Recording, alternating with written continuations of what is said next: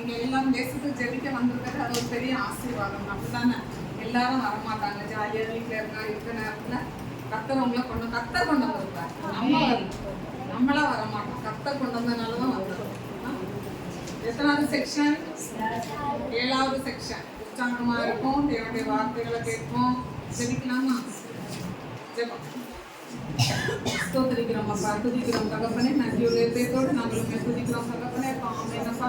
அப்பா இந்த 7வது செக்ஷன்ல அப்பாவுடைய நேரம் வரைக்கும் அப்பா தகப்பனை எங்களை ஆராதிக்க, துதிக்க, பாட, அப்பா உங்க பிரசனம் இல்லாம இந்த உலகத்துல எங்களால் வாழவே முடியாதப்பா தகப்பனை. இந்த பிரசனம் எங்களுக்கு முன்னாக கடந்து செல்லணும் தகப்பனே. பாமே ஏசப்பா ஒரு மோசை அதை தான்ப்பா கேட்டாங்க. சமூகம் எனக்கு முன்னாக செல்லணும், இல்லைன்னா நான் போக மாட்டேன், என்னால முடியாதுன்னு தகப்பனே அப்படியே சரண்டரான மோசே கடைசி வரைக்கும் நடத்துனீங்கப்பா தகப்பனே. அப்படியே உங்க பிரசன்னத்தினால எங்களையா பாமேன்னு இந்த வேலையிலே கத்த நிரப்பணும் தகப்பனே. பாமே அப்பா எந்த ஒரு சோர்வுகளோ கனநித்திரை நாவிகளோ பசி தாகமோ தகப்பனே எதுவும் ஒருவருக்கு கூட வரக்கூடாது.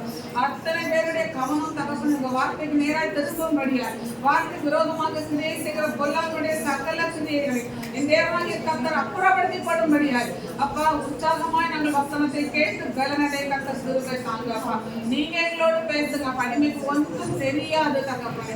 அப்ப அடிமையை முற்றிலுமாக தாழ்த்தி வெறுமையாக்குகிறோம் தகப்பனே. பாமே அப்பா அப்பா நீங்க பெருகணும், அப்ப நாங்க சிறுகணும், நீங்க பெருகணும் தகப்பனே. அப்பா உங்க நாம மகிமைப்படும்படியான காரியங்களை கர்த்தர் செய்யும்படியா அப்பாவுடைய கட்டளைகளை அர்ப்பணிக்கிறோம். நீங்க பேசுங்க, குற்றங்கள் குறைகள் எல்லாம் மன்னிக்கிறோம். மீட்பதேசுவின் மூலம் ஜெயிக்கிறோம் ஜீவனுள்ள நல்ல தகப்பனே.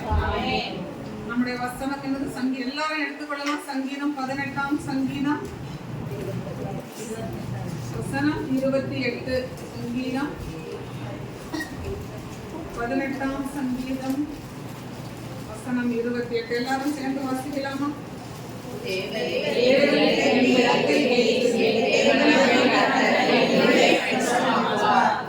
தேவரீர் என் விளக்கை ஏற்றுவீர், கர்த்தர் வெளிச்சமாக்குவார். நேற்றுக்கு நம்ம எதை பத்தி பார்த்தோம்? நேற்றுக்கு புல் பிரசவம் எதை பத்தி இருந்து? நேற்றுக்கு இருள வெளிச்சாங்கல்ல. நேற்றுக்கு மெயினா எதை பத்தி பேசுறாங்க? விளக்கு தான். எல்லாத்த பிரசங்கத்தையும் விளக்குல தான் கொண்டு வந்தாங்க. விளக்கு எண்ணெய் திரி அப்படிலாம் அந்த 3 காரியத்தை வச்சு காலையில மெசேஜ் எல்லாம் கேட்கல. ஆனா மற்ற செக்ஷன் எல்லாமே அந்த விளக்கத்தை தான் கரெக்டா கொண்டு வந்தாங்க. அப்படிதான். அப்ப இன்னைக்கு நமக்கு என்னங்கிறத எனக்கு உண்மையில என்னன்னு தெரியாது, நடத்துவாரு. அப்ப இன்னைக்கு 2வது பகுதி தான் நமக்கு வெளிச்சம். நம்ம வாழ்க்கையில என்னது? வெளிச்சம். அதான் அந்த 2வது பகுதி என்னது? என் தேவனாகிய கர்த்தர் என் இருளை வெளிச்சமாக்குவார். அப்ப நம்மள இந்த கர்த்தர் கொண்டு வந்திருக்கிறது எதுக்கு? நம்முடைய இருளை நம்ம தான் விளக்கு. அப்படிதானே? நம்ம விளக்கு. நமக்குள்ள எந்த என்ன செய்யக்கூடாது? குறையக்கூடாது. திரி வந்து என்னது? நமக்கும் ஆண்டவருக்கும் உள்ள கனெக்ஷன். அதுதான் என்னைக்கும் எண்ணெய் வந்து திரியில வந்தாதான் அந்த திரி என்ன செய்யும்? எரியும். அப்ப நமக்குள்ள அபிஷேகம் இருந்தாதான் நம்மள பத்த வைக்கனால என்ன செய்ய முடியும்? ஒண்ணுமே இல்லாம காஞ்சி போய் ஒரு விளக்கு இருந்தா அந்த விளக்கு எவ்வளவுதான் பத்த வச்சாலும் அதை என்ன செய்ய முடியாது? எரியவே செய்யாது. சும்மாதான் இருக்கும். அப்படிதான் அணைஞ்சு போகும். பழைய காலத்துல சொல்லுவாங்க விளக்கு அணைஞ்சு போகுது, போய் விளக்கு கொடுத்துன்னு சொல்லுவாங்க. அங்க பார்த்தா எண்ணெய் இருக்காது, எண்ணெய் இருக்காது. அப்ப நம்ம வாழ்க்கையில அபிஷேகம் நிறைவா இல்லாத வரைக்கும் நம்மளால என்ன செய்ய முடியாது? ஜெயம் எடுக்க முடியாது. ஒரு விளக்குல நல்ல எண்ணெய் இருந்துச்சுன்னா அந்த விளக்கு எப்படி செய்யும்? நின்று எரியும். அதுதானே நம்ம தைரியமா சொல்லலாம், நைட்டு ஃபுல்லா இந்த விளக்கு எரிஞ்சிரும்னு சொல்லுவோம். அதுதானே. அப்ப நம்ம வாழ்க்கை அபிஷேகம் ரொம்ப முக்கியம். நம்ம வாழ்க்கையில நம்ம வந்து ஒவ்வொரு பாவத்தையும் விட்டு வெளியே வரணும்னா நம்ம சுயத்தால நம்மளால என்ன செய்ய முடியாது? முடியவே முடியாது. ஆனா அந்த அபிஷேகம் நமக்குள்ள இருக்கும்போது பரிசுத்த ஆவியாரும் நமக்கு என்ன செய்வாரு? நம்ம ஒரு காரியத்தை விடணும்னு நினைக்கும் போது அவர் நமக்கு உதவி செய்வார். அது வரைக்கும் நம்மளால எந்த காரியம், நம்ம வீட்டு காரியமா இருக்கலாம், நம்முடைய பாவ வாழ்க்கையா இருக்கலாம், இல்ல நம்முடைய ஏதோ ஒரு இருள். நம்ம வந்து அதான் இன்னைக்கு 2 விதமான இருளை பார்க்க போறோம். ஒன்று பாவத்தினால வர்ற இருள், இன்னொன்று வந்து சூழ்நிலைமைகள் நம்மளை வந்து ஒரு இருளுக்குள்ள என்ன செய்யறோம் வந்து நடக்கும். அதை தான் பார்க்க போறோம். அப்போ பாவத்தினால உள்ள இருள். அப்போ நம்ம என் தேவனாகிய கர்த்தர் என் இருளை வெளிச்சமாக்குவார். அந்த 2வது பகுதிக்கு இன்னைக்கு விளக்கத்தை கர்த்தர் தந்திருக்கிறார். நம்முடைய ஒவ்வொருத்தோட இருள். அப்போ பாவ இருள். முதல்ல நம்ம பார்க்க போறது என்னது? பாவத்தினால உள்ள இருள். அந்த பாவத்தினால உள்ள இருள்னு பார்த்தா இன்னைக்கு காலையிலே உள்ள வசனம் விளக்கத்தை அதை லேசா டச் பண்ணிட்டு நான் உள்ள போறேன். சங்கீதம் 36 சங்கீதம் 9வது வசனம் பார்த்தோம்னா டக்கு டக்குன்னு போயிடும். சங்கீதம் 36 சங்கீதம் 9வது வசனம். ஜீவ ஊற்று உம்மிடத்தில் இருக்கிறது, உம்முடைய வெளிச்சத்திலே வெளிச்சம் காண்கிறோம். அந்த ஜீவ ஊற்று உம்மிடத்தில் இருக்கிறது, உம்முடைய வெளிச்சத்திலே வெளிச்சம் காண்கிறோம். ஜீவ ஊற்று உம்மிடத்தில் இருக்கு. ஜீவ ஊற்று யாரு? ஜீவ ஊற்று யாரு? கர்த்தர் தான் ஜீவ ஊற்று. அப்ப நம்ம இருளா மாத்தணும்னா யார் வரணும்? நமக்குள்ள கர்த்தர் வரணும். ஜீவ ஊற்று உம்மிடத்தில் இருக்கிறது. அப்ப அந்த ஊற்று வந்து நமக்குள்ள வரணும்னா நம்ம இருதயம் சுத்தமா இருந்தாலும் அந்த ஊற்று நமக்குள்ள என்ன செய்ய முடியும்? நம்ம இருதயம் எப்படி ஒரு இருள் நிறைஞ்ச ஒரு இருதயம். அப்படிதான் நம்ம ஏன்னா உலகத்துக்குள்ள இருக்கோம். உலகம் யாருக்கு கையில இருக்கு? சாத்தானுடைய கையில இருக்கு. அப்போ நம்மள பல விதமான சிந்தனை கொண்டு வருவோம். உலகத்தை நமக்கு அதை பாரு இதை கேடு அப்படி இப்படி நம்ம உலக சிந்தனையாட்டே தான் இருக்கும். எப்பவும் நம்ம மாம்சமும் நம்முடைய ஆவியை என்னதான் செய்துட்டே போராடிட்டே இருக்கும். நம்ம கூட்டத்தில் இருக்க நேரம் வேணா நம்ம சிந்தை வந்து ஆவிக்குள்ள இருக்கும். நம்ம கஷ்டமா வாழணும் அப்படி இப்படின்னு நினைப்போம். வீட்டுக்கு போனோடனே பார்த்தா சூழ்நிலை அப்படியே தலைகளை நம்மள என்ன செய்யறது? புரட்டி போட்டோம். வீட்டுக்கு போனோடனே வீட்டில் அது அப்படி கிடக்கு இது இப்படி கிடக்கு, பிள்ளைகளுக்கு இப்படியாட்ட உடனே கோவம் வந்துடும் அப்படி இப்படி எல்லாம் ஆட்டோமேட்டிக்கா டோட்டலா என்ன செய்யறோம்? மாறி. அப்ப ஆனா வீட்டுக்கு அப்படிதானே? உண்மைதானே இல்லையா? உண்மைதானே? வீட்டுக்கு போனாலும் நம்ம சிந்தனை எப்படிதான் இருக்கணும்? நான் இன்னைக்கு வசனம் கேட்டுட்டு வந்திருக்கேன். அப்ப நான் என் இருதயத்தை நான் என்ன செய்யணும்? காத்து கொள்ளணும். எல்லாரும் பேசணும். சரியா? அப்பதான் தூங்க மாட்டோம். சரியா? உற்சாகமா இருக்கணும். அப்ப நம்ம என்ன செய்யணும்? நம்ம வந்து நான் தீர்மானம் எடுத்துட்டு போறேன். எத்தனை நான் வீட்டுக்கு போறேன்னா என் சூழ்நிலை ஆப்போசிட்டா தான் இருக்கும். ஆனா நான் என்ன செய்யணும்? இருதயத்தை என்ன செய்யணும்? காத்து கொண்டாதான் அந்த ஜீவ ஊற்று நம்ம இங்க கேட்டுட்டு போன சத்தியம் வசனம் தான் ஜீவ ஊற்று. வசனம் தானே அவரு. அப்படிதானே? அப்ப அவர் நம்ம இருதயத்துக்குள்ள இருந்தாங்க. அந்த வசனத்தை நம்ம இருதயத்துக்குள்ள பதிச்சு வச்சுட்டு ஞாபகமா போனா மட்டும்தான் அது ஒரு ஜீவ ஊற்றா நமக்குள்ள என்ன செய்ய முடியும்? உருவாக முடியும். இல்லைன்னா அது ஒண்ணுதான். அது வந்து சும்மா கேப்பும் போயிடும். இந்த வழியருகே விதைக்கப்பட்ட விதை மாதிரி அது வழியிலே போயிடும். வழியில விட்டுட்டு போயிடும். அப்ப அதான் கவனமா நம்ம இங்கிருந்து என்னென்ன சத்தியத்தை கேட்டுட்டு போறோமோ அது இருதயத்துல அப்படியே கவனமா என்ன செய்யணும்? பதிய வச்சு நம்ம அதை இருதயத்துக்குள்ளே இருக்கணும். அப்பதான் அந்த அது வந்து இருதயத்துக்குள்ளே ரொம்ப நாள் ஒரு ஊற்று வந்துச்சுன்னா அந்த ஊற்றுல இருந்து தண்ணி அதுக்கப்புறம் என்ன செய்யாது? நிக்கவே செய்யாது. அப்படிதானே? அப்படி ஒரு ஜீவ ஊற்று நமக்குள்ள வசனம் நிரம்பி இருக்கதான் அது ஒரு என்னதான் மாறும்? ஊற்றா மாறும். சும்மா பேருக்கு 1-2 வசனத்தை கேட்டுட்டு போறதுனாலயோ சும்மா நம்ம வந்து 2 நாள் நம்ம பரிசுத்தமா வாழுதுனாலே அந்த ஜீவ ஊற்று நமக்குள்ள உண்டாகாது. அதை நம்ம நல்லா புரியணும். ஒரு நிரந்தரமா நம்ம இருதயத்துக்குள்ள நம்ம கர்த்தருடைய வசனத்துக்கு இடம் கொடுத்து வாழ அப்படி ஒரு நிரந்தரமான ஒரு முடிவுக்குள்ள வர வரைக்கும் தீர்மானம் பண்ணி நம்ம வாழ வரைக்கும் நம்மளால என்ன செய்ய முடியாது? எந்த பாவம் நம்மளால விடவே முடியாது. எல்லா பாவத்துக்கும் நம்ம தீர்மானம் எடுக்க வேண்டியது. அப்ப தீர்மானம் எடுத்தாதான் கோபப்படக்கூடாதுன்னு நினைச்சா கோபப்படவே கூடாது. கோபம் வந்தாலும் ஐயோ நான் என்ன செய்யணும்? நான் வார்த்தையே விட்டுறக்கூடாது. நம்ம பெரிய சோதனை கோபம் தான். அதனால எல்லாருக்கும் வரக்கூடியது.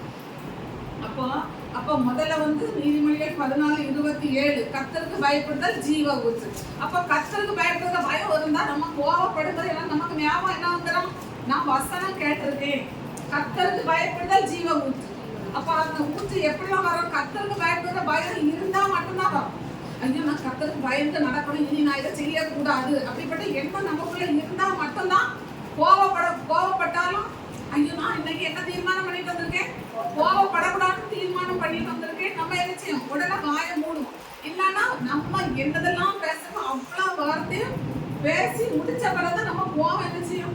தனியும். சிலருக்கு அதோடய தனியா பேசி முடிச்ச பிறகு தனியாது. கம்பெடுத்து அடின்னு அடிச்சு துவைச்சு போட்டவர் தான் என்ன செய்யும்? நிற்கும். இல்லைன்னா சிலருக்கு வேற ஏதாவது பண்ணணும். கோபம் வந்து நான் காலையில கேட்டவங்க என்ன செய்யணும்? கையில இருக்க தூக்கி டபார்னு என்ன செய்யணும்? பிள்ளை அங்க இருக்கும். பிள்ளைங்க மேல ஒரு வீசி அப்படின்னா வீசிடும். அப்படின்னா என்ன போன அப்படி வீசிடும். அப்ப அந்த கோபத்தை யார் தான் கண்ட்ரோல் பண்ணணும்? நம்ம தான் கண்ட்ரோல் பண்ணணும். வீசி நம்ம அப்படிதான் நமக்கு கோபம் வந்து ரொம்ப பொல்லாத ஒரு கோபம் தான். இன்னைக்கு கோபமும் அந்த கோபம் 2 காரியம் காலையில சொன்னேன். கோபத்தினால 2 பிரச்சனை வரும். என்ன யாராவது சொல்லுங்க பார்ப்போம். கோபத்தினால ரெண்டு காரியம் வரும். கோபம் என்ன வரும்? நமக்கு கோபம் என்ன கொண்டு வரும்? எரிச்சலை கொண்டு வரும். சங்கீதம் 37:8 கோபத்தை நெகிழ்ந்து உக்கிரத்தை விட்டுவிடு, பொல்லாப்பு செய்ய ஏதுவான எரிச்சல் உனக்கு வேண்டாம். அப்ப கோபம் எதை கொண்டு வரும்? எரிச்சலை கொண்டு வரும். கோபம் நம்ம பிள்ளைதான் கீழ்படியாக ஒரு காரியம் செய்துட்டு இருக்கு. உடனே அந்த பிள்ளைய பார்த்தா நம்ம ஃபர்ஸ்ட் எதுதான் வரும்? அந்த கோபம் மனசுக்குள்ள வந்த உடனே எரிச்சல் பட்டு என்ன பேசுறோம் என்ன செய்யறோம் நமக்கு என்ன செய்யாது தெரியாம தூக்கி வீசுவோம். அப்படிதானே? தூக்கி வீசுவோம். இல்லைன்னா பிள்ளை கையில வச்சிருக்கிற பொருளை வாங்கி அடிச்சு உடைச்சு போடும். கரெக்டா இல்லையா? கரெக்ட் தானே? அப்ப யாரு சரியாகணும்?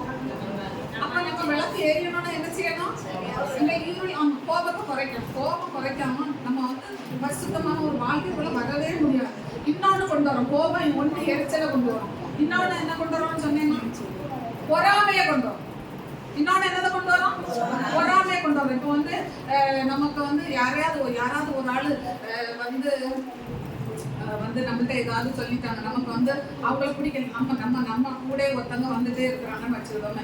அவங்க வந்து நல்ல ஜோம் பண்ணி நல்ல ஆண்டவர் பயந்து நடக்கிறவங்களா இருக்காங்க. அப்போ கர்த்தர் அவங்களுக்கு வாழ்க்கையில நிறைய ஆசீர்வாதம் கொடுத்துட்டே இருக்காரு. பிள்ளைகளுக்கு திருமணம் ஏதோ ஆசீர்வாதம் கொடுத்துட்டே இருக்காரு. அப்போ நம்ம கூட நம்ம வரவங்களுக்கு நமக்கு என்ன வரும்? கோபம்.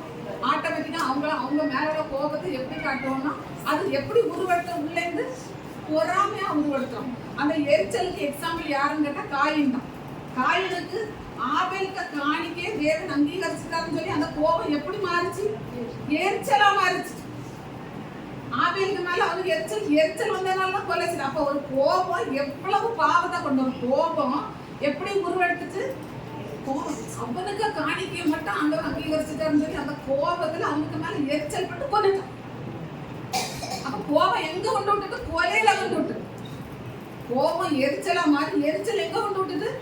நம்மளுக்கு கொலை வரி வந்துடும். அப்படிதானே? சில நேரம் பிள்ளைகளை பிடிச்சி நீ இருக்கிறத செத்துறான் அப்படிதான் சொன்னோம். அப்படிதானே? கோபத்துக்கு உச்சகட்டமா எங்க வெடிக்கும்?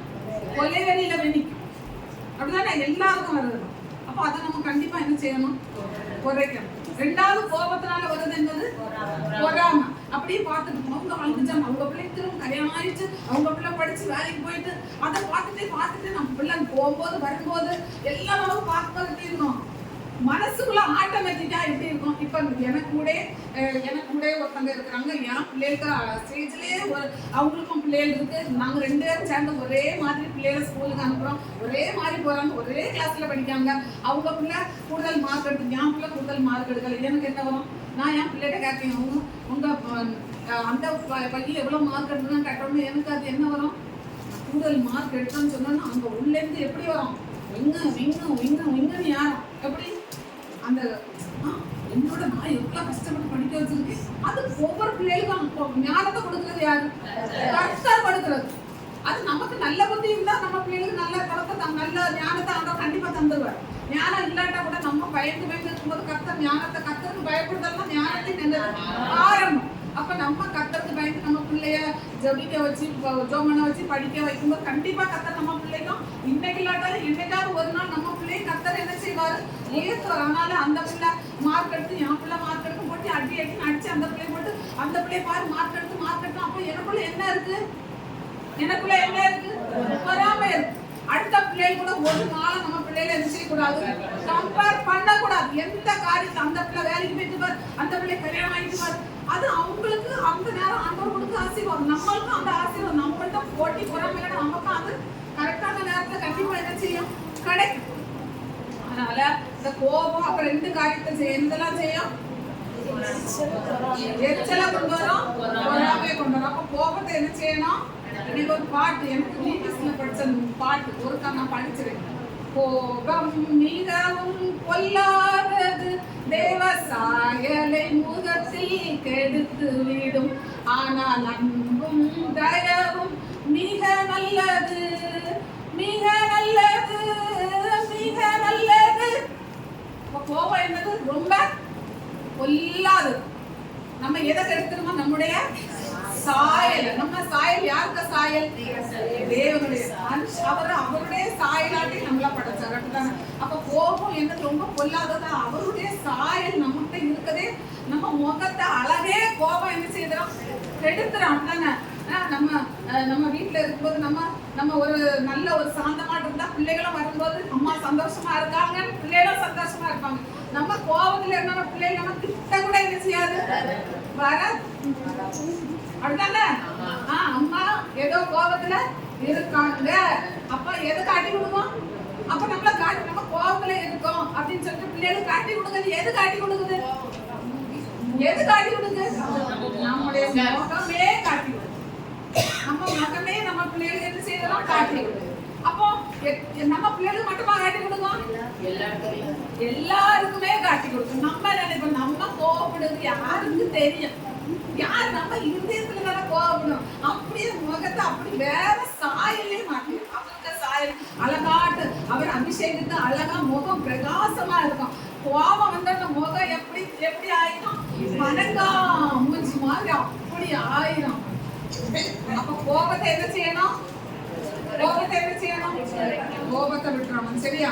அப்ப முதல் இது வந்து நமக்கு ஜீவ ஊற்றி எங்க கர்த்தருக்கு பயப்படுறது பயம் இருந்தா நான் கோபப்படக்கூடாதுன்னு சொல்லி என்ன செய்துட்டு போனா, நான் கோபப்படக்கூடாது எசுமா அந்த கோபத்தை என்ன விட்டு மாத்துங்க.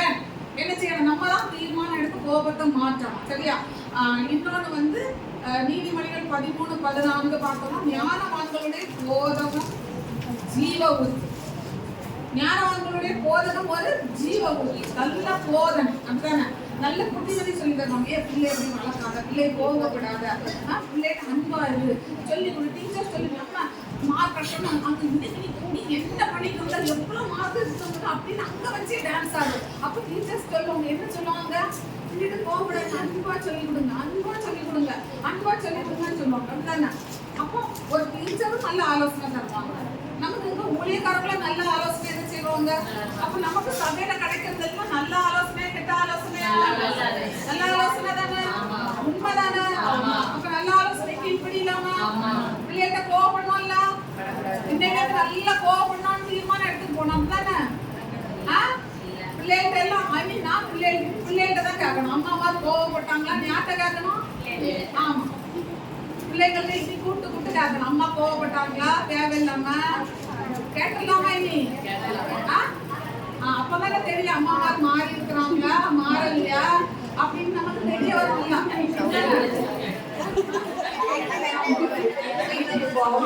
பிள்ளைகளை வச்சுட்டு அம்மா மாற நம்ம கையில பிடிக்க பிள்ளை தப்பு பண்ணா அவங்க சொல்லணும், பிள்ளை ஃபீல் பண்ணல, பிள்ளை ஃபீல் பண்ணதான் தேவையில்லாம கோவப்படக்கூடாது. படிக்கிறதுக்கு கோவப்படலாம், சாப்பிடலன்னா கோவப்படலாம், ஃபீல் பண்ணலன்னா கோவப்படலாம், தப்பே கிடையாது. சேட்டை பண்ணா கோவப்படணும் ஆகணும். கரம்ப கையாடாத மகன் புகைக்கிறார், கம்பத்தை அடிக்கிற இடத்துல அடிக்கணும். ஆனா எப்பமா கோபம் மாட்டு செய்யணும், எப்பமா கோபமா நின்னா பிள்ளைகள் பரவ ஒரு கையை விட்டு என்ன செய்யணும், நழுவி பேர் நம்ம தான் காரணம். அப்ப நம்முடைய அதுதான் என்னது, நீதிமொழிகள் 4:4-23 என்ன செய்யணும், எல்லா காவலோட இருதயத்தை காத்துக்கொள்.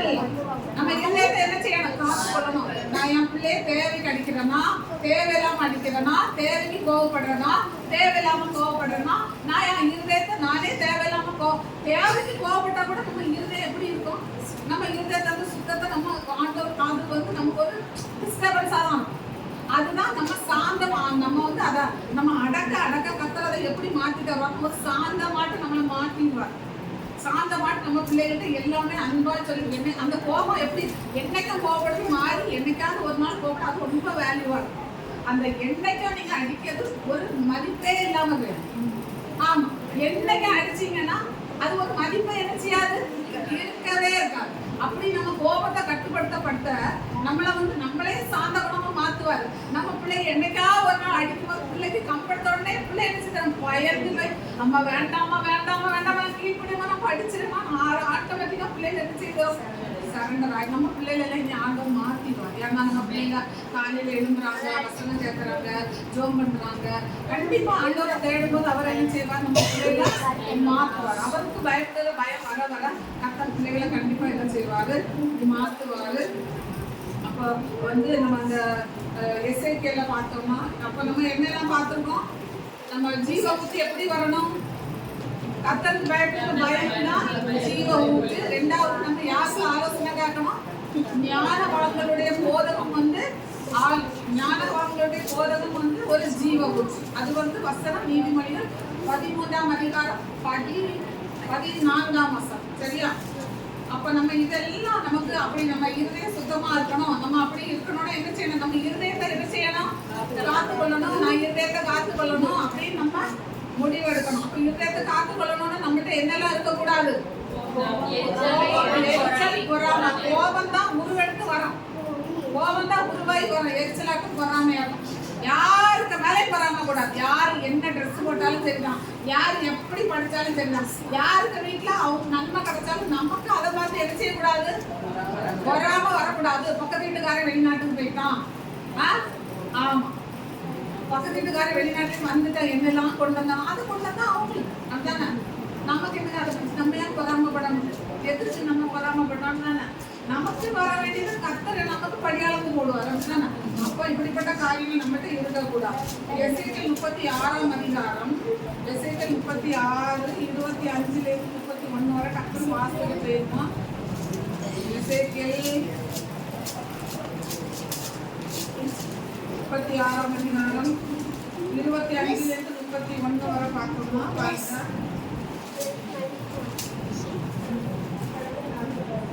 அப்பொழுது நான் உங்கள் மேல் சுத்தமான ஜலம் தெளிப்பேன்.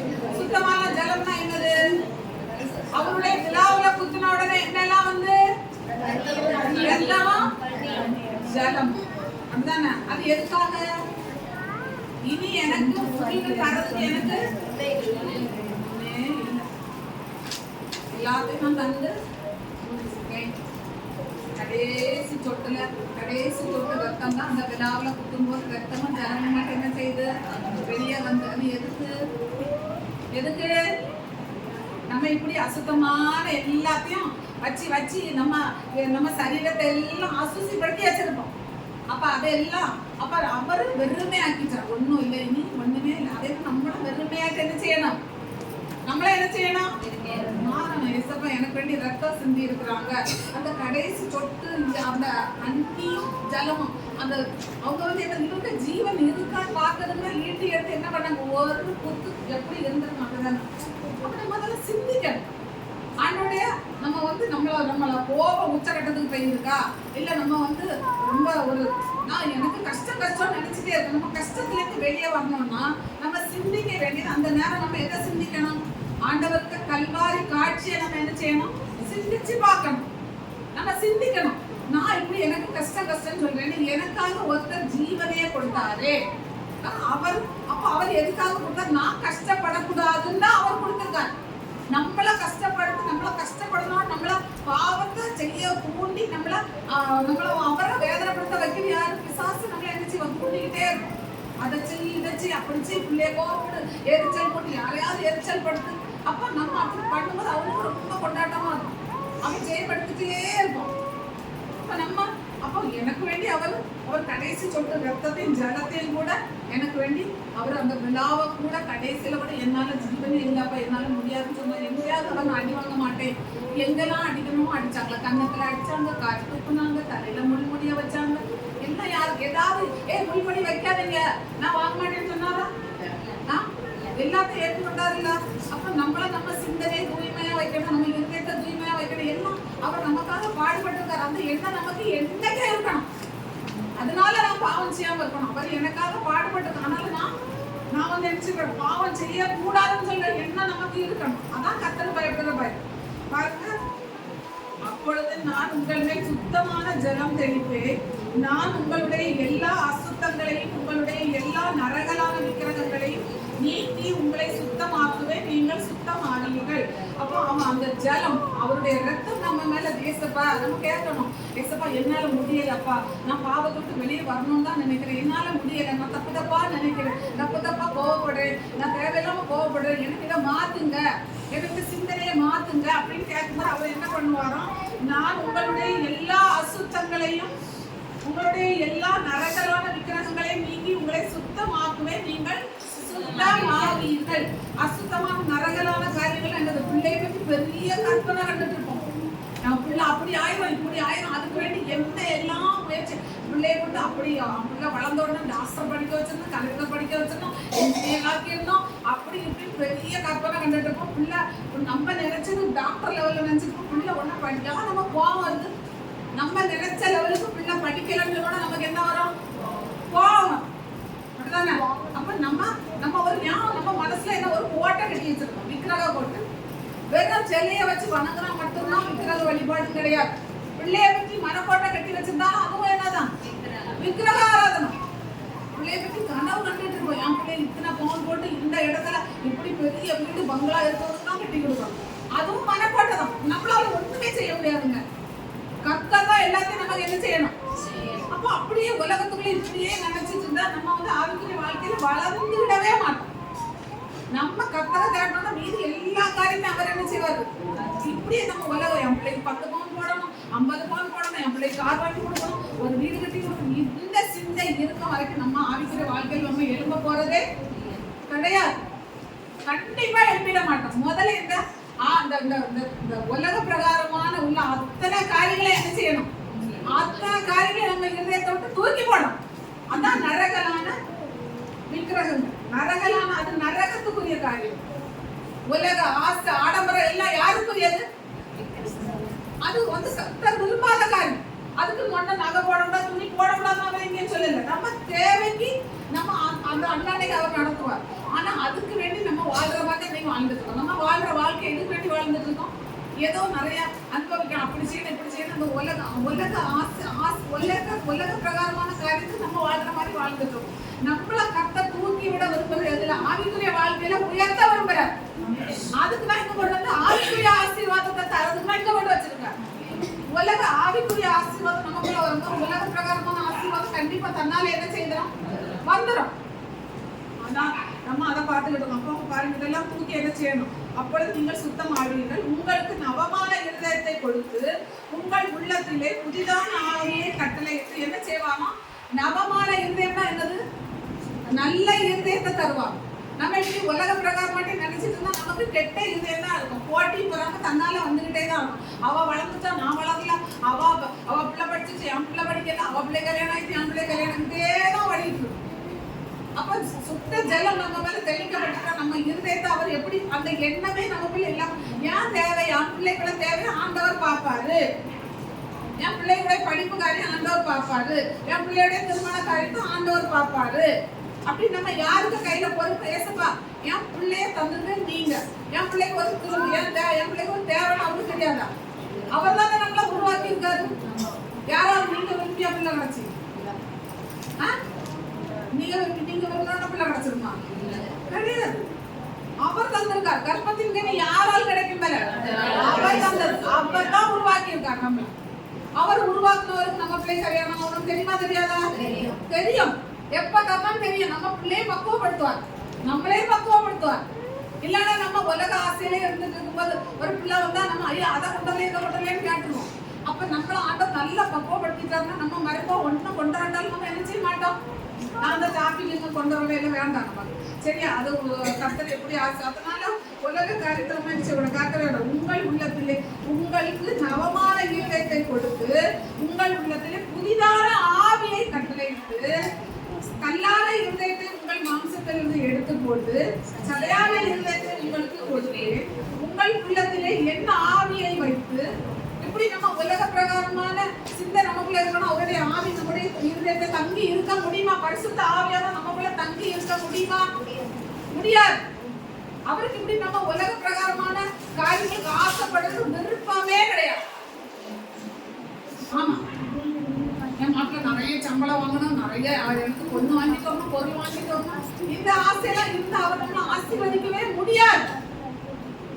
அவருடைய ஆவி நமக்குள்ள இருக்க முடியாது. இந்த அபிஷேகத்தை வாங்கும், இந்த கைத்தோட வீட்டுக்கு போனோம்னா உலகத்தை தான் நினைச்சிருக்கியா? எப்போ வருவீங்க? நாளை என்ன வாங்கிட்டு வந்தீங்க? அதான் வரும். இன்னும் கடையில் அதை வாங்கிட்டோம் இதை வாங்கிட்டு அதுதான் இருக்கும். அப்ப நம்ம என்ன செய்யணும்? உங்கள் உள்ளத்திலே என்ன ஆவியை வைத்து உங்களை என் கட்டளைகளில் நடக்கும். கட்டளைகள் என்னது? 10 கட்டளை என்னது? இந்த கட்டளை அவ்வளோ இதயத்துல இருக்கும். ஆவியானவர் இருந்தா அந்த கட்டளைகள் இதயத்துக்குள்ள இருக்கும். இதெல்லாம் இருக்கும். எப்படிப்பட்ட என்னைய வேறு தேவன் இருந்தார். அவர்கிட்ட நாம தான் வீட்டுல என்ன செய்யக்கூடாது, வழங்கக்கூடாது. அடுத்த ஓய்வு நாள நான் பரிசுத்தமா என்ன செய்வேன், ஆசரி. அடுத்த என்ன தாய் தகப்பன் என்ன செய்வேன், கனப்படுத்த. எப்படி எம்மா எம்மா நீ எனக்கு அது தரல இது தரல அப்படின்னு கனப்படுத்த. அப்படிதானே? ஏமா நீ எனக்கு சரியா ஒண்ணும் வாங்கி தரல, ஒண்ணும் சரியா எனக்கு போடல, கஷ்டம் ஒண்ணு அம்மா அப்பா அதான் தாய் தகப்பனை கனப்படுத்து. அப்படிதானே? தாய் தகப்பனை கனப்படுத்த அப்படிதானே இல்லையா? அப்புறம் எப்படி யாமா எனக்கு ஒரு பையனை கல்யாணம் பண்ணி வச்சாதான் கனப்படுத்துறது. அப்ப அவங்கள மட்டும் யாருதான் படுத்திட்டு அப்படிதானே? தாய் தகப்பனை கனப்படுத்தானா என்னது, எனக்கு நல்ல ஒரு எனக்கு கல்யாணம் ஆயாச்சு, எங்க அம்மா அப்பாவை போய் நான் என்ன செய்யக்கூடாது, கஷ்டப்படுத்தக்கூடாது. என்ன கஷ்டம் வந்தாலும் எல்லாத்தையும் நான் தான் என்ன செய்யணும், சகிக்கணும். எனக்கு மாப்பிள்ளை கண்டு தந்தா நான் குடிக்கணும், இல்லைன்னா இப்ப என்ன செய்யக்கூடாது, தொந்தரவு பண்ணக்கூடாது.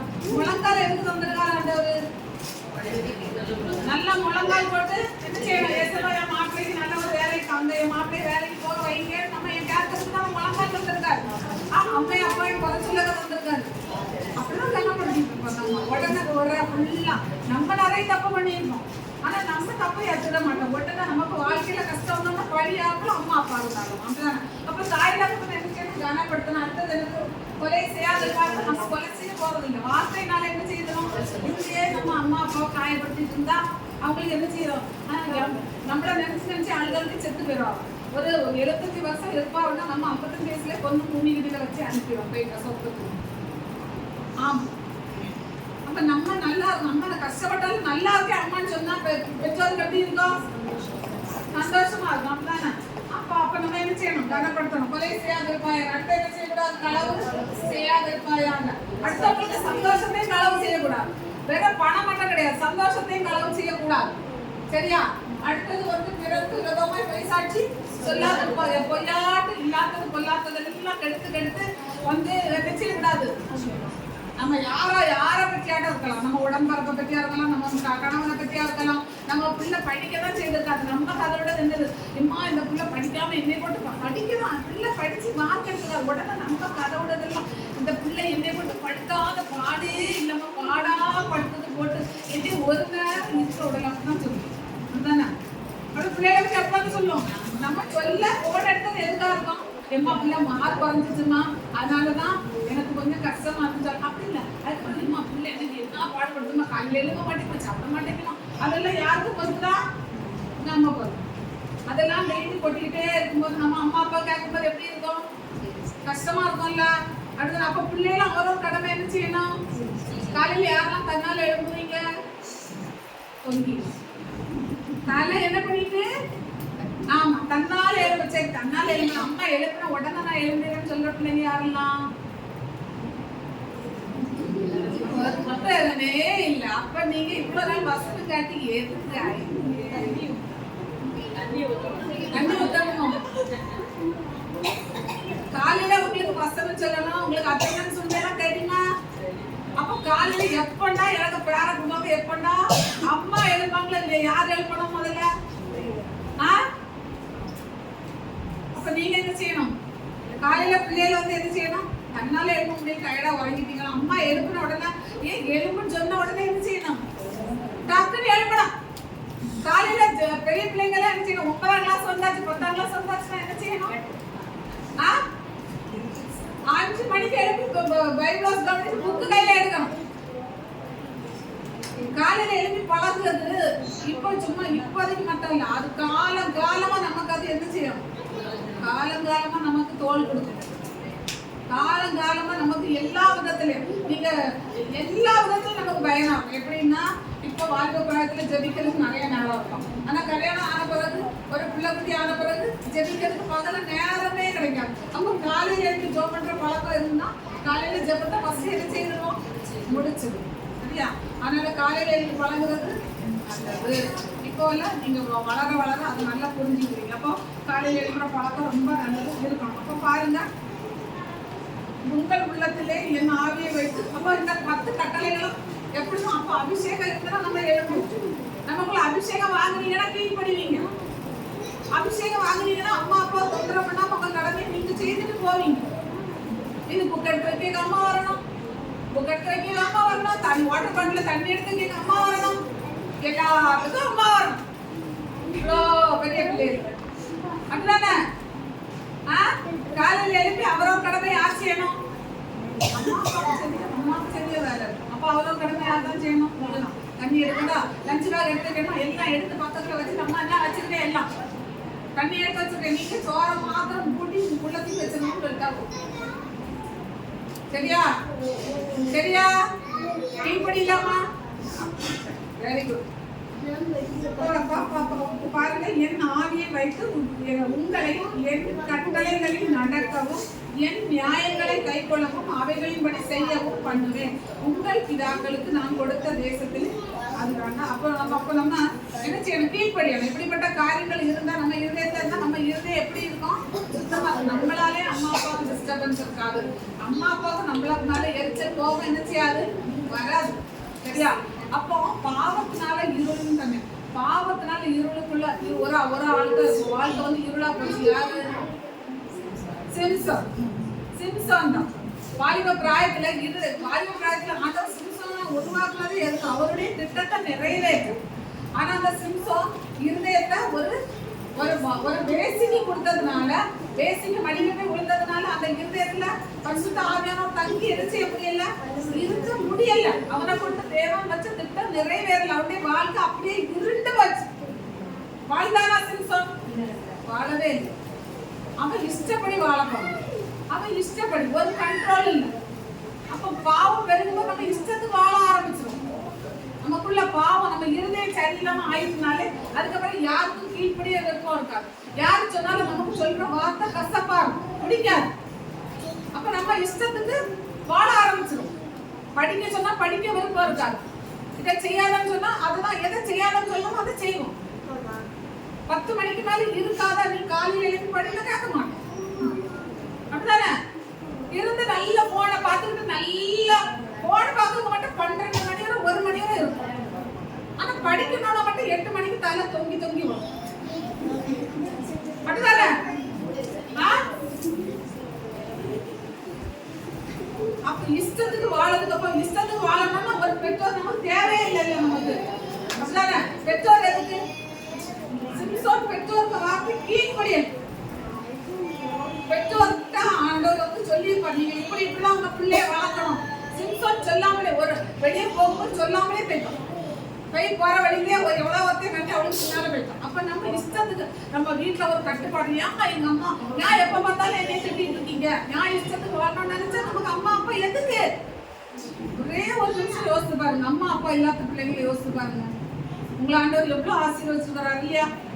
அப்படிதானே? அம்மான்னு கூப்பிடுறது அம்மா பக்கத்துல இல்லாட்டாதான் அந்த வழி தெரியும். அம்மா 2-3 நாள் எங்கேயோ ஒரு இடத்துக்கு போயிட்டாங்கன்னு வச்சுருங்க. அம்மா இல்லாட்டா எவ்வளவு கஷ்டமா இருக்கும். ஸ்கூலுக்கு போயிட்டு வரும்போது கஷ்டமா இருக்குமா இல்லையா? இருக்குமா இல்லையா? அப்ப அம்மா நல்லா இருக்கணும்னு நினைச்சா நம்ம என்ன செய்யணும்? இருக்காதா? மாறி காட்டுங்க. மாறி காட்டுங்க. மீதி 3 வாரம் ஒரே தான் காட்டுங்க. சரியா? அப்போ சிம்சோன் அப்படிதான். அவனுக்கு இஷ்டத்துக்கு வாழணும்னு நினைச்சான், விழுந்துட்டான், வழி தவறியே வைத்தான். இஷ்டத்துக்கு பெற்றோருக்கு கண்ட்ரோலை விட்டு மீறி ஒரு நாள் என்ன செய்யக்கூடாது. பெற்றோர் என்ன சொல்றாங்களோ அதுதான் பிள்ளைகளுக்கு கீழ்ப்படியணும். அதனால சிம்சோனுடைய வாழ்க்கை இருந்து அவன் வாழ்க்கை அப்படியே அவளுக்கு பேச்சை கேட்டு அப்படியே விழுந்து போகணும். இப்ப பாவத்தினால நம்ம வாழ்க்கை என்ன செய்யறது? இருண்டு போகும்போது அங்க வசனத்துக்கு இடம் இல்ல, ஆண்டுடைய சத்தத்துக்கு இடம் இல்ல, ஆவியானோருக்கு இடம் இல்ல, பெற்றோருக்கு இடம் இல்ல, ஒருத்தருக்குமே இடம் இல்லை. நம்ம குடும்ப உறவு கூட நம்ம வெறுப்பாதான். குடும்ப உறவு கூட வாலிப பிள்ளைகள் கேட்டீங்கன்னா சிலருக்கு பெற்றோர் பிடிக்காம ஆயிடும். ஏன்னா பெற்றோர் கண்டிக்காம பிடிக்காது. அப்படிதானே? பெற்றோரை வெறுத்தாலே நம்ம சரியில்லைன்னு அர்த்தம். சின்ன பிள்ளைல எவ்வளவு அடிங்க, மறுபடியும் ஓடி வந்து எங்கதான் வரும்? மடிக்குள்ளதான் வந்துடும். ஆனா வாலிப பிள்ளைல அடிக்க என்ன செய்யும்? ஒரு பேரு நீ தேவையில்லைன்னு பேரு விடக்கூடாதா? மண்டை ஆட்டதா? அப்ப இஷ்டத்துக்கு வாழணும். அப்ப கீழ்படியா இஷ்டம் இல்லாத பிள்ளைகள் அப்படி வாழும். கீழ்படியாம வாழக்கூடாது. சரியா? கீழ்படியாம வாழ்ந்தோம் நம்ம இருதயம் எப்படி ஆயிரும்? இருளா மாறிடும். ஏசப்பாவுடைய வெளிச்சம் நம்ம மேல என்ன செய்யாது, இருக்காது. அபிஷேகம் இருக்காது, நீங்க வாங்கின அபிஷேகம் இருக்காது. அதனால நம்ம இருதயத்தை இருளடைய ஒரு நாள் என்ன செய்யக்கூடாது, விடக்கூடாது. இருளடைய விடக்கூடாது. சரியா? மாறிடுவீங்களா? மாறிடலாமா? காலையில எழுப்புவீங்களா? படிப்பீங்களா? சரியா? அடுத்தது ஒரு காரியம் நம்ம பார்க்கணும். சூழ்நிலைமை நிமித்தம் எரிந்து போன ஒரு வாழ்க்கை. அதுதான் நம்ம பார்த்தோம்னா யோவான்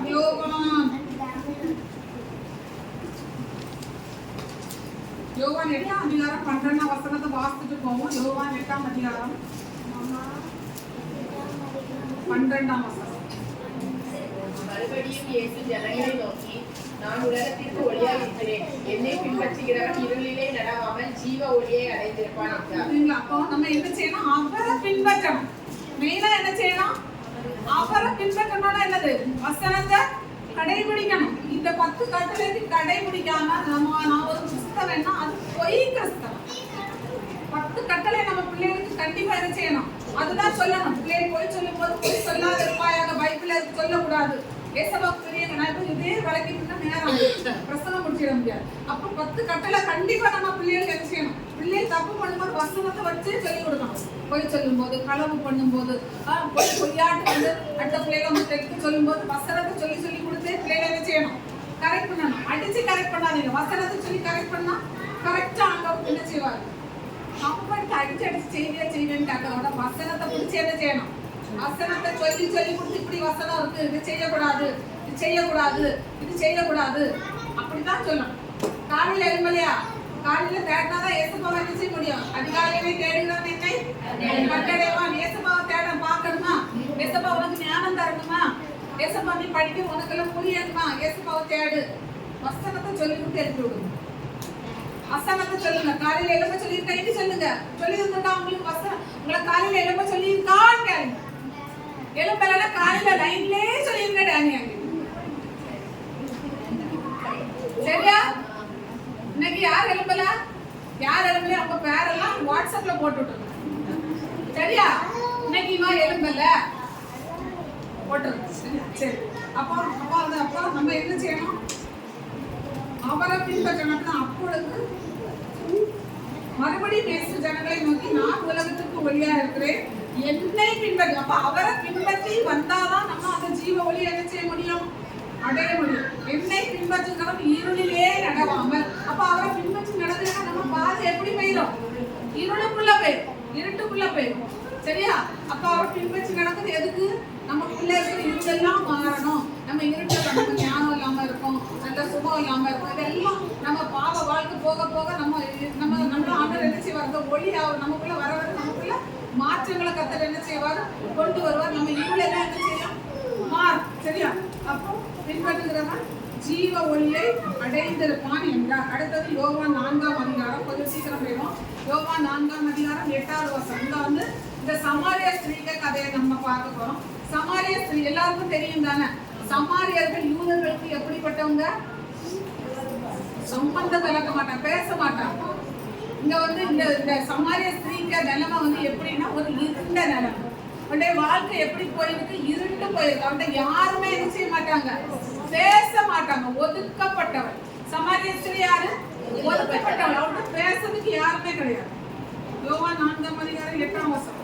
யாரு பார்த்தோம்னா அப்பதான் அந்த இடத்துல அங்கதான் அந்த யாக்கோபு கிணறு, அந்த பழைய காலத்துல ஆபிரகாம் ஈசாக்கு யாக்கோபு இருந்தாங்க. அந்த கிணறு பக்கத்துல ஏசப்பா போய் உட்கார்ந்து இருக்காரு. அங்கதான் அந்த அவன் தண்ணி எடுக்க வரனாலே பார்த்தா 6ஆம் மணி நேரம். பகல வந்து பொதுவா தண்ணி எடுக்க எப்போ போவாங்க பெண்கள்? காலையில போவாங்க, சாயங்காலம் போவாங்க. ஆனா இவ ரெண்டுக்கும் இடப்பட்ட நேரம். ஆனா இவெல்லாம் கண்டாலே எல்லாருக்கும் இவா ஒரு மோசமானவா, அவளுக்கு சர்டிபிகேட்டே எடுத்துக்கலாம், மோசமானவா, அப்படிதானே? அப்ப நம்ம ஒதுக்கும், யாரையாவது ஒதுக்கும். இவங்க சரி கிடையாது. நம்ம யாரையாவது ஒதுக்கலாமா? ஒருத்தரை கூட நம்ம என்ன செய்யக்கூடாது, ஒதுக்க. நம்ம யாரும் ஒதுக்கிறதுக்கு நம்ம யாரும் எப்படி? நம்ம எல்லாரும் படிச்சுட்டவங்களா? நம்ம பிறகு படிச்சுட்டவங்க. நம்ம இப்ப கிளாஸ்ல தான் இருக்கட்டு ஒரு பிள்ளைய வந்து மிஸ் ஓயாம படிக்கலன்னு திட்டிகிட்டே இருந்தா அந்த பிள்ளைய அப்படி எல்லா பிள்ளைகளும் சேர்ந்து என்ன செய்யணும்? ஒதுக்கி வச்சிடும், பேசாது. அப்ப எனக்கு அப்படி இந்த சமாளிய ஸ்திரீக்கு நிலைமை அப்படி ஒதுக்கப்பட்டு போயிருக்கா. எல்லாருக்கும் பார்வைக்கா வந்து மோசமானவா. அதனாலே அவ வந்து யார்கிட்டயும் அவளுக்கு பேசுறதுக்கு யாரும் இல்ல, பேச முடியல. அதனால அவ உள்ள உடைஞ்சு போய் என்ன செய்யறா, அப்ப பகல் நேரத்துல வந்து தண்ணி எடுத்துட்டு போறா. அப்படி எடுக்க வர நேரத்துல அங்க ஏசப்பா உட்கார்ந்து அவள்கிட்ட என்ன செய்யறாரு, ஏசப்பா பேசுறதே எதுக்குன்னா அவள்கிட்ட பேச்சு கொடுக்கணும்னு பேசுறாரு. அவள்கிட்ட பேசுறதுக்கு யாரும் இல்லைன்னு சொல்றது அறிஞ்சுதான் அவள்கிட்ட இவ்வளவு எல்லாரும் ஒதுக்கி வச்சிருக்கிறாங்க. அதனால அவள்கிட்ட பேசணும்னு சொல்லி அவர் என்ன பண்றாரு, அவர் பேச்சு கொடுக்குறாரு. அதுல 6வது வசனத்துல 8வது வசனத்துல பார்த்தோம்னா பாருங்க, 8வது வசனத்துல பார்த்தோம்னா, அப்பொழுது சமாரிய நாட்டாளாகிய ஒரு ஸ்திரீ தண்ணீர் கொள்ள வந்தால் இயேசு அவளை நோக்கி தாகத்துக்கு அவர் வந்து என்ன கேட்கிறார், அவள்கிட்ட வலிய பேசுறாரு. அவர் வலிய கேட்க, நீ எனக்கு தாகத்துக்கு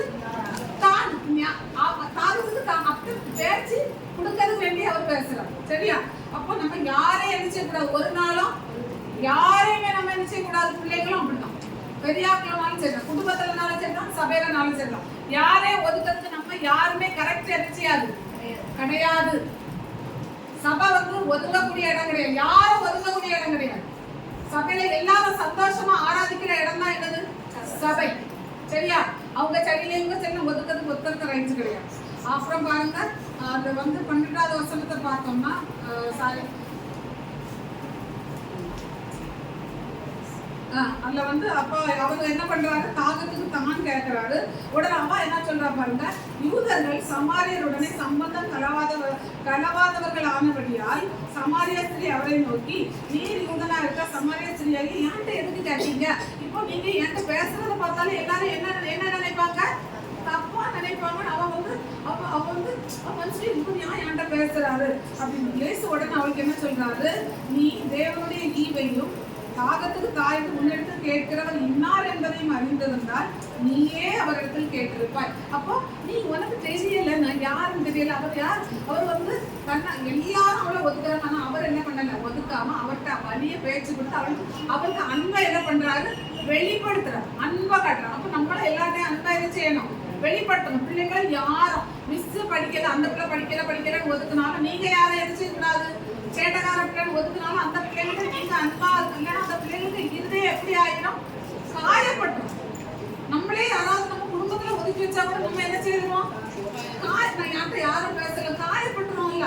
அப்ப நம்ம குடும்பத்துல யாரு பிள்ளையா போதும் விரும்புவோமா, நம்ம விரும்பவே மாட்டோம். அப்படிதானே? அப்ப யாரும் நம்ம பேசாம யாரு செய்தினாலும் நம்ம யாரையும் என்ன செய்யக்கூடாது, காயப்பட்டது. அவர் பேசுறாரு, பேசிட்டு அவர் கேட்கிறாரு 20 அங்க வந்து அவர் வந்து அவர்கிட்ட என்ன சொல்றாருன்னா சொல்றாரு, அவர்கிட்ட என்ன கேட்பாருன்னா, அந்த தண்ணி கேட்கறதுலாம் இருக்கட்டும், நேரம் ஆயிட்டு, அதனால நான் ஷார்ட்டா போறேன்.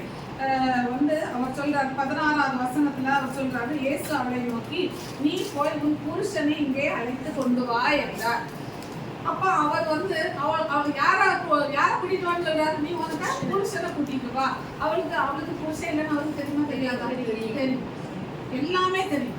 காயின் ஆபேலை கொண்டுச்சான்னு வந்து அவருக்கு தெரியுமா தெரியாதா, தெரியும். ஆனாலும் ஆபேலை ஏன் கேட்டாரு, அவருக்கு வாயிலிருந்து உண்மை வருதான்னு பார்க்கறதுதான் அவர் என்ன பண்ணாரு, கேட்டார். அதே மாதிரி ஆதாம் ஏவாள் பாவம் செய்யும் போது ஆதாமின் எங்க இருக்க அவருக்கு தெரியாதா, ஒழிச்சிருக்காங்க தெரியுமா தெரியாதா.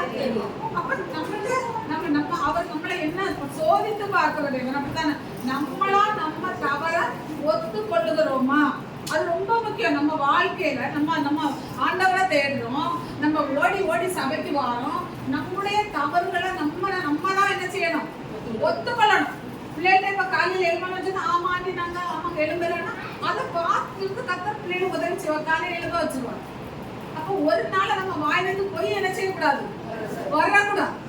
அவ அப்படியே சொல்ற கேட்டோன்னு அவ சொல்றா, அவ என்ன சொல்றான்னா, அவர் கேட்ட பதிலுக்கும் அவ சொல்ற பதிலுக்கும் ஒரு சம்பந்தமே இல்லாம போயிடும். அவ சொல்றான், அதற்கு அந்த ஸ்திரீ எனக்கு புருஷன் இல்லை என்று அவ சொல்றான். அவ கரெக்டா பதில் சொல்றான், புருஷன் இல்லை என்றால் இயேசு அவளை நோக்கி எனக்கு புருஷன் இல்லை என்று நீ சொன்னது சரிதான். ஆமா, நீ சொல்றது உண்மைதான். உனக்கு எத்தனை பேர் இருந்தாங்க, எப்படி 5 புருஷன் இருந்தாங்க, ஆனா இப்போ உனக்கு ஒருத்தருமே இல்ல. இப்போ இருக்கிறவ உனக்கு புருஷன் இல்லை, இதை நீ உள்ளபடி சொன்னாய். அப்போ நம்முடைய உள்ளத்துல நம்ம உண்மையை சொன்னோம்னா அடுத்த ஸ்டெப் ஆசீர்வாதத்துக்குள்ளே அவர் கொண்டு போறார். அடுத்த பேச்சு அதுக்கப்புறம் அவர் கொடுக்குறாரு. அப்ப நம்மளும் ஒத்துக்கொள்ளா நம்முடைய குறைகளை நம்முடைய தவறுகளை நம்ம ஒத்துக்கொள்ளாம இருக்க வரைக்கும் அவரால் நம்மளை என்ன செய்ய முடியாது, ஆசீர்வதிக்க முடியாது. நம்ம நிறைய நேரம் நினைப்போம், ஏன் எனக்கு ஆண்டவர் பேசவே இல்லை, எனக்கு நம்ம குறைய ஒத்துக்கவே மாட்டோம். அவன் உடனே ஒத்துக்கிட்ட உடனே அதுக்கு பிறகு அவர் பேசுறாரு பாருங்க. உடனே அவர் சொல்றாரு, 27வது வசனம் நினைக்கிறேன் இல்ல,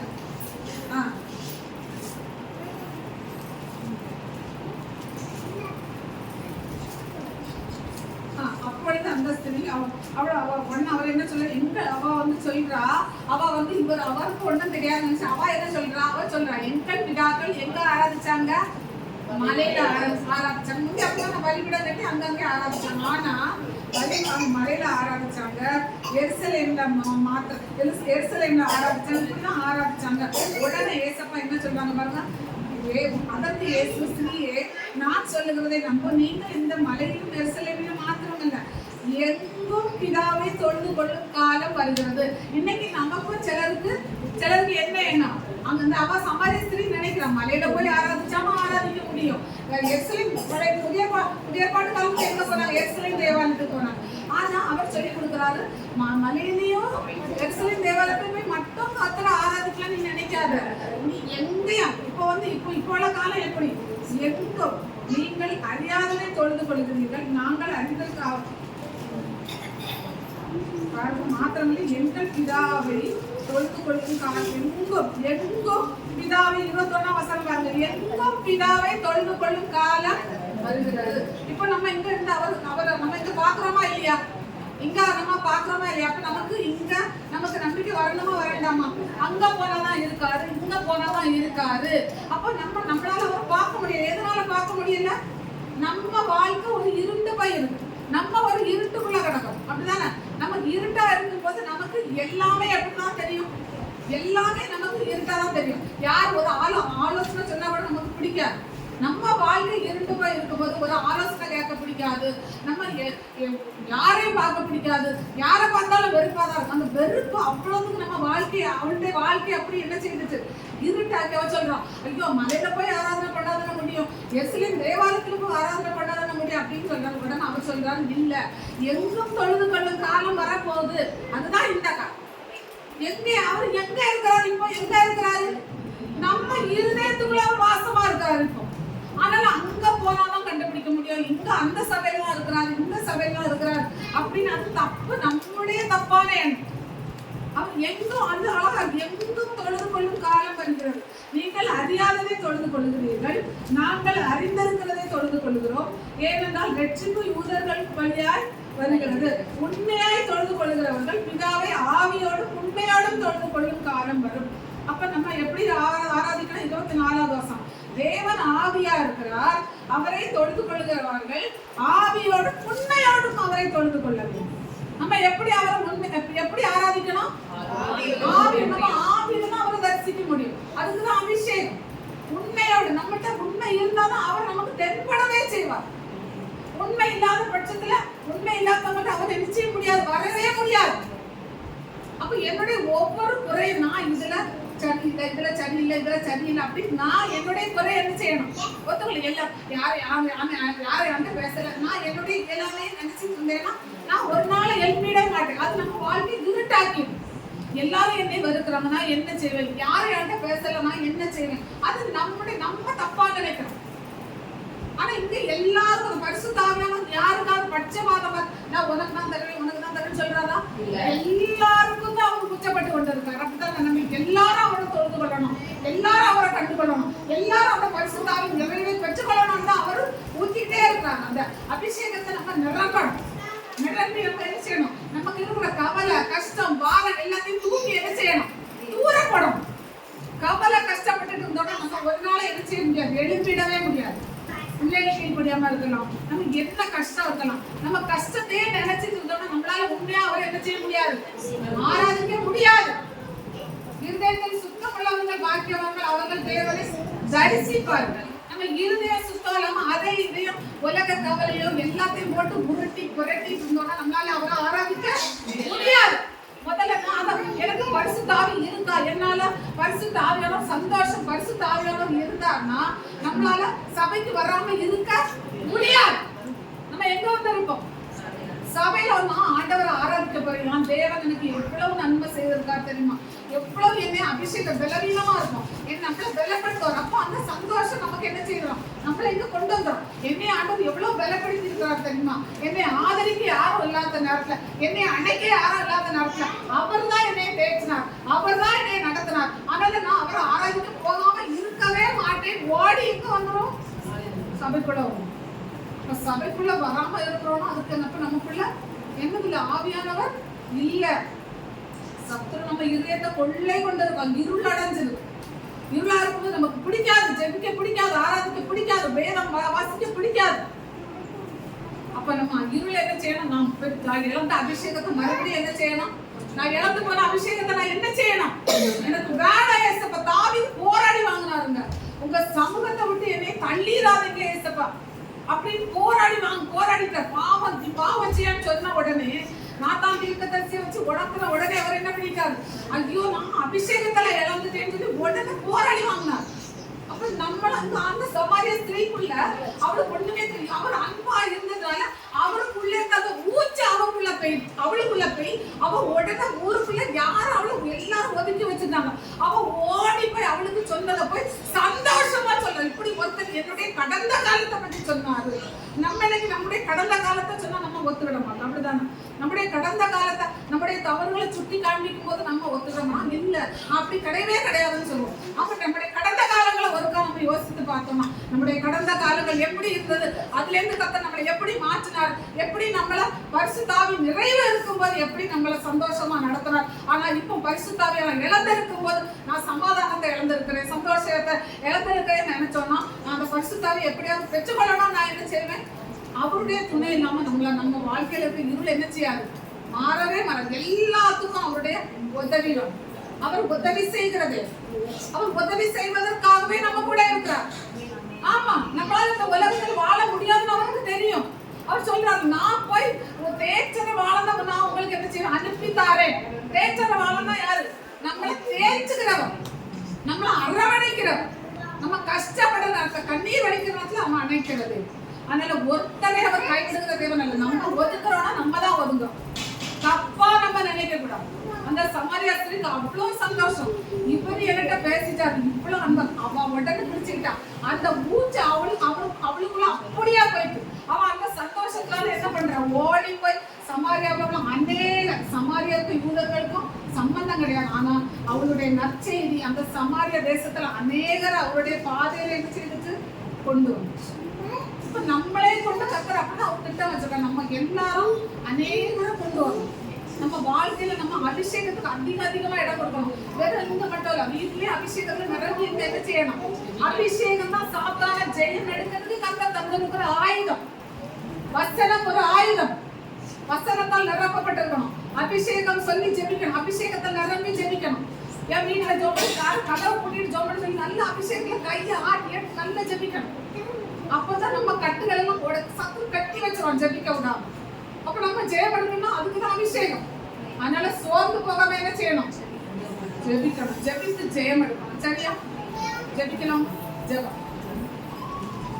ஸ்தோத்திரிக்கிறோம் அப்பா, துதிக்கிறோம் தகப்பனே, நன்றியோடு சுதிக்கிறோம் தகப்பனே. அருமையான நான் அப்பா 7வது